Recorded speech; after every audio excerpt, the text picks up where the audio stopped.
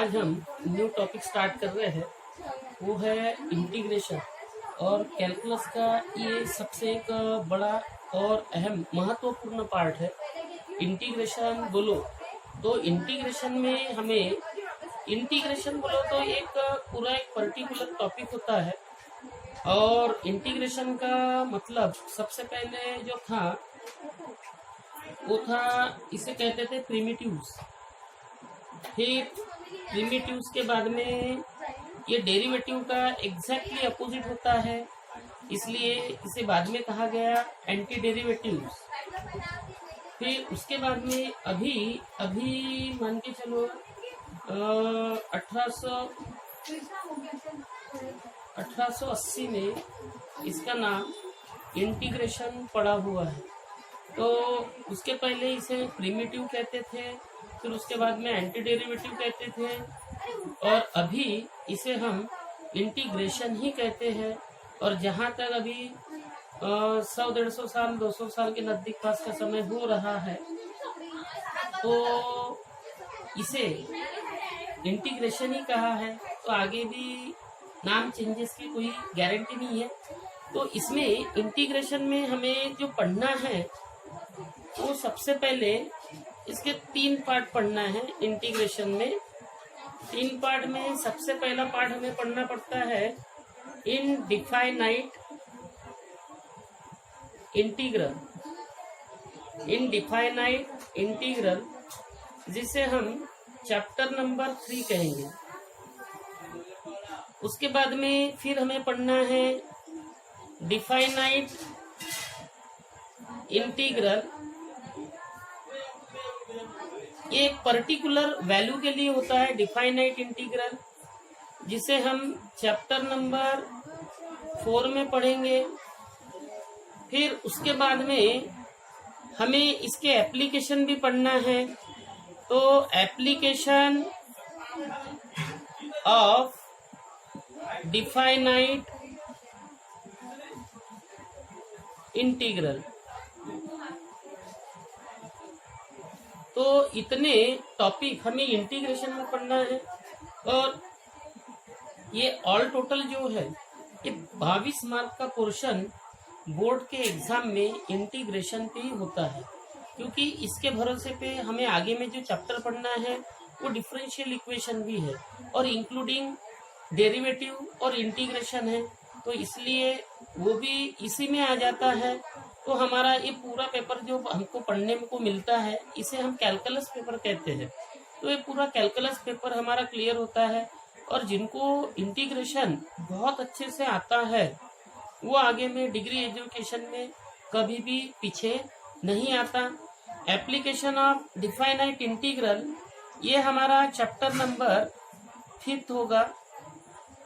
इसमें हमें सिर्फ एरिया के बारे में पढ़ना है, सरफेस एरिया के बारे में, और लिमिट का यूज होता है। और बहुत इंटरेस्टिंग और बहुत गजब का जबरदस्त टॉपिक है ये वाला।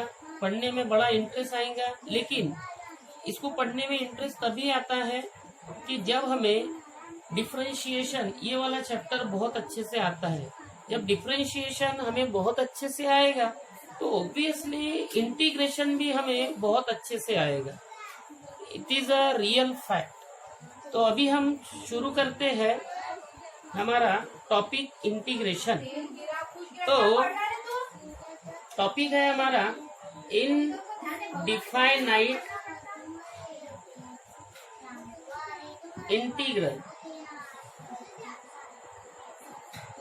Indefinite integrals. तो इनडिफाइनाइट इंटीग्रल्स डेफिनेशन जो है, इसका डेफिनेशन अगर हम कहें एकदम सिंपल डेफिनेशन है कि if phi of x is a continuous function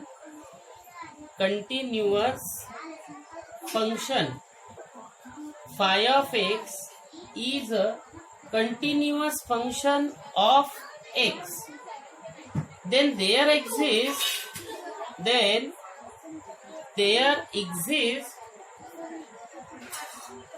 a function f of x such that f dash of x is equal to phi of x. F dash of x is equal to phi of x. We call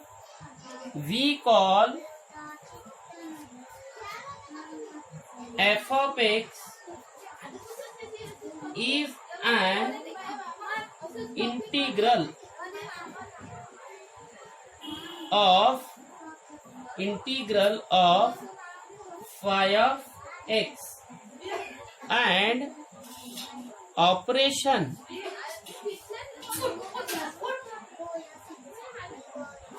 of finding the integral part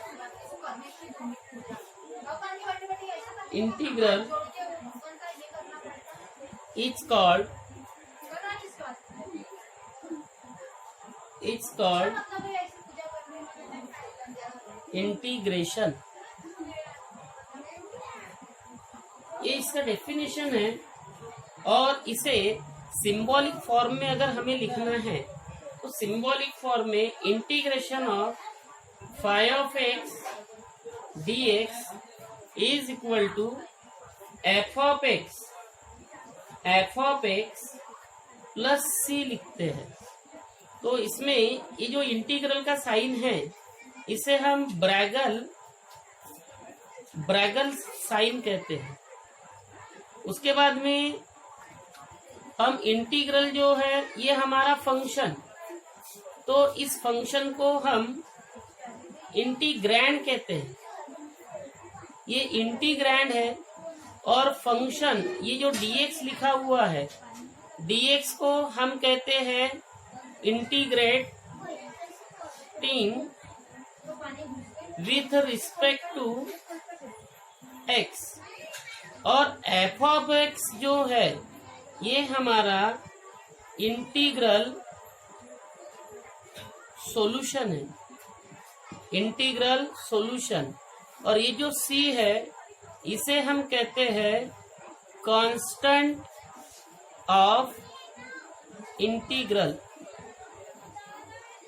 मतलब इसमें कोई भी constant अगर आता है तो वो constant हमें जैसा का वैसा ही हमें रखना है, इसीलिए हम इसे इंटीग्रल कांस्टेंट कहते हैं. इसके नाम जो है इसे हम प्रिमिटिव, फिर उसके बाद में एंटी डेरिवेटिव, फिर उसके बाद में इंटीग्रेशन, ऐसे नाम पड़े. और it is exactly opposite of derivative.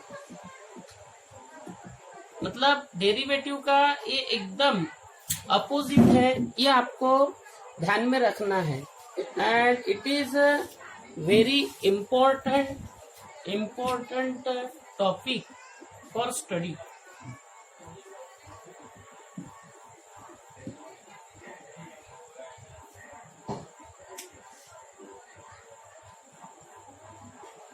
अब इंटीग्रेशन में हमें सबसे पहले पढ़ने को मिलता है एक फॉर्मूला, जो फॉर्मूला हमें मतलब बेसिकली इंटीग्रेशन हम कैसे सॉल्व करते हैं वो हमें समझना है. जैसा फॉर्मूला है हमारा integration of x raise to the power n dx, x raise to the power n dx. तो इसे अगर हमने सॉल्व किए तो इसका आंसर होता है x की power n+1 upon n+1 plus c. तो ये हमारा इंटीग्रेशन का एक बेसिक फॉर्मूला है, और इस फॉर्मूले पे हमें बहुत सारे प्रॉब्लम सॉल्व करने को मिलते हैं, और एकदम इजीली हम ये फॉर्मूले से कुछ प्रॉब्लम सॉल्व करेंगे। तो हम आपको प्रॉब्लम समझा रहे हैं। First example, integration of x की पावर 2 dx। अगर इंटीग्रेशन ऑफ x की पावर 2 dx है, हमारा फॉर्मूला जो है वो फॉर्मूला अगर हमने अप्लाई किए तो x की पावर 2+1 अपॉन 2+1 प्लस c हो जाएगा, मतलब x की पावर 3 अपॉन 3 प्लस c हो जाएगा। अगर हम सेकंड प्रॉब्लम ले रहे हैं, इंटीग्रेशन ऑफ x की पावर 3 dx, तो इसे हम ऐसे ही सॉल्व करेंगे, x की पावर 3+1 अपॉन 3+1 प्लस c, मतलब x की पावर यह आएगी 4, इसके अपॉन में 4 प्लस c। लेकिन ये हमें एकदम डायरेक्टली सॉल्व करना है। जैसा हमने ये प्रॉब्लम देखे तो डायरेक्ट हमको ये आंसर लिखना आना चाहिए, ये रियल फैक्ट है। जैसा हम आपको प्रॉब्लम बता रहे हैं, इंटीग्रेशन ऑफ x की पावर 4 dx, तो सीधा हम लिखेंगे x की पावर 5 अपॉन 5 प्लस c।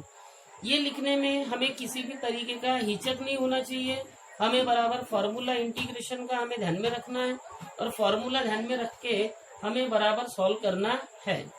फिर इंटीग्रेशन ऑफ x की पावर 5 dx ये है, तो हम इसे लिखेंगे x की पावर 6, इसके अपॉन में 6 प्लस c।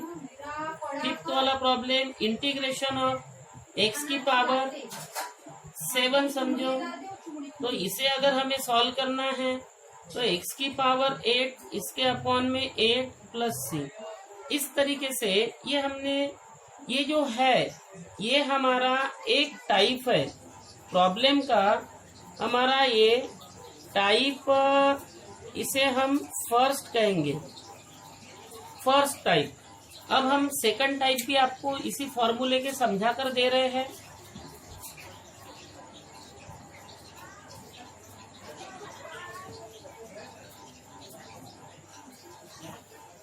सेकंड टाइप जो है, टाइप सेकंड, इसमें प्रॉब्लम जो है ये फर्स्ट, इंटीग्रेशन ऑफ x की पावर -2 dx। अगर इसे अगर हमने सॉल्व किए, फॉर्मूला है ही हमारा x की पावर -2 प्लस 1, इसके अपॉन में -2 प्लस 1 प्लस हो जाएगा c। इसका मतलब x की पावर -1, इसके अपॉन में -1, मतलब ये -1 तो ऊपर हो गया और इनवर्स होके नीचे आ गया, और प्लस ये होगा c। सेकंड प्रॉब्लम अगर हम समझाए, इंटीग्रेशन ऑफ x की पावर -3 dx, इसे अगर हम बनाते हैं x की power -3 plus 1 upon -3 plus 1 plus, मतलब x की पावर -2, इसके अपॉन में आ जाएगा -2 प्लस c इक्वल टू, ये आ जाएगा -1 अपॉन 2x² प्लस c। अब थर्ड प्रॉब्लम, ये यहाँ से हमें डायरेक्टली यहाँ पे जाना है। अगर इंटीग्रेशन ऑफ x की पावर -4 dx अगर हो तो हमें सीधा लिखना है यहाँ पे -1 अपॉन 3x³ प्लस c। ये हमें डायरेक्टली आना चाहिए। अब इसके बाद में फोर्थ प्रॉब्लम है, इंटीग्रेशन ऑफ x की पावर -5 dx। अगर हम कहें तो -1 अपॉन 4x की पावर 4, नहीं तो आप चेक करो, हम लिखेंगे x की power -5 plus 1 upon -5 plus 1 plus c। तो इसका मतलब होता है x की पावर -4, इसके अपॉन में -4 प्लस c, इसका मतलब -1 अपॉन 4x की पावर 4 प्लस c। तो ये हो गया हमारा टाइप सेकंड। तो ये हमने इंटीजर टाइप देखे हैं, ये हमारा इंटीजर टाइप। अब इसके बाद में हमें एक प्रॉब्लम और हम आपको बताते हैं स्पेशली। इसी में देखिए आप कि अगर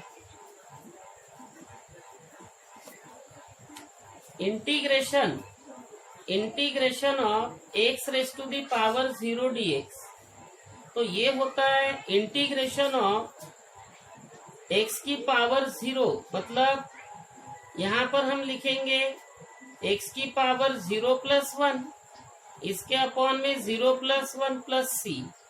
तो ये होता है x की पावर 1 अपॉन 1, इसका मतलब x, दैट इज इसी का मतलब होता है इंटीग्रेशन ऑफ x की पावर 0 मतलब 1 dx। ये होता है आंसर x + c। तो 1 की इंटीग्रेशन, ये कभी भी आपको ये समझना है कि ये x + c होता है, ये आपको अच्छे से ध्यान में रखना है। इसके बाद में और एक हम समझाए आपको इंटीग्रेशन ऑफ, इसी पे डिपेंड 1/x dx, इसका इंटीग्रल हमें इस तरीके से, मतलब अलजेब्रिक रूल से ये सॉल्व नहीं होगा। अगर इसे हमें सॉल्व अगर करना है तो इसका आंसर सीधा हमें लिखना पड़ता है log mod x mod complete + c। ये भी एक हमारा इंटीग्रेशन का फॉर्मूला है और ये भी हमारा इंटीग्रेशन का फॉर्मूला है।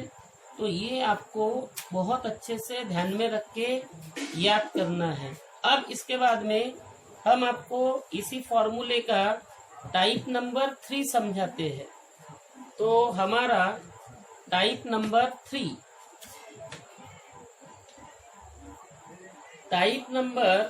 3 जो है ये आएगा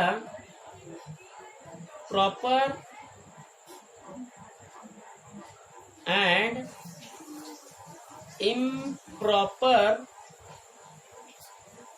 fraction as a power. Proper improper fraction as a power.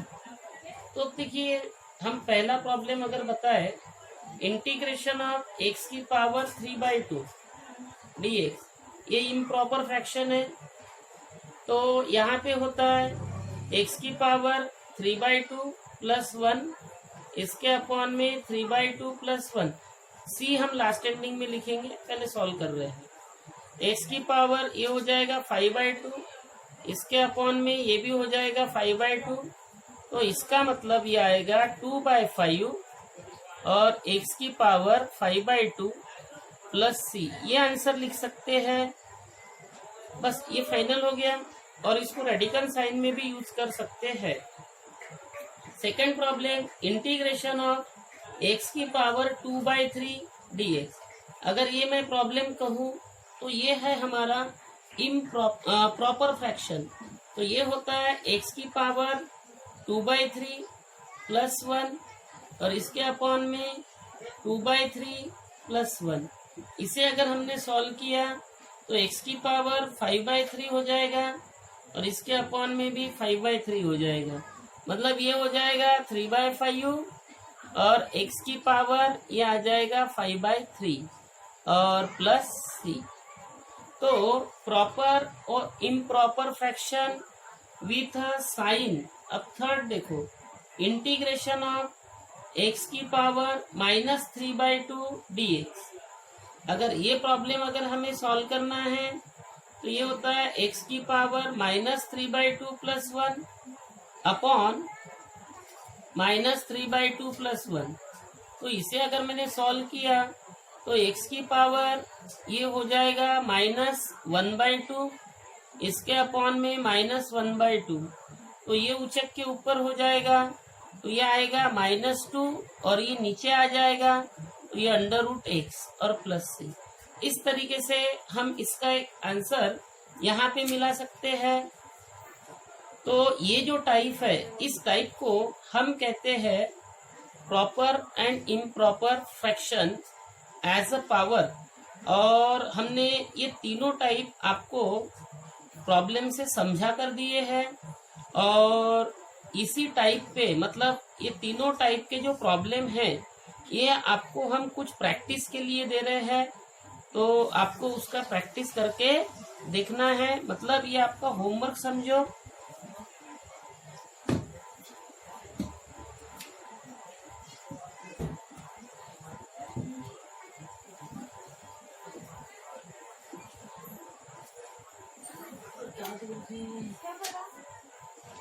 तो ये हमारे होमवर्क के प्रॉब्लम है। तो हम टाइप 1 पे लिख रहे हैं प्रॉब्लम। इंटीग्रेशन का साइन नहीं दे रहे, हम डायरेक्टली प्रॉब्लम दे रहे हैं आपको। x की पावर 3, x की पावर 7, x की पावर 9, x की पावर 8, x की पावर 5, x की power x6। Type number second के प्रॉब्लम हम दे रहे हैं आपको। x की पावर -4, x की पावर -6, x की पावर -8, x की पावर -7, x की पावर -3 एंड x की पावर -1। ये हमारा टाइप 2 हो गया। टाइप 3 ये प्रॉपर एंड इम्प्रॉपर फ्रैक्शन का टाइप है, तो इस पे हम प्रॉब्लम दे रहे हैं।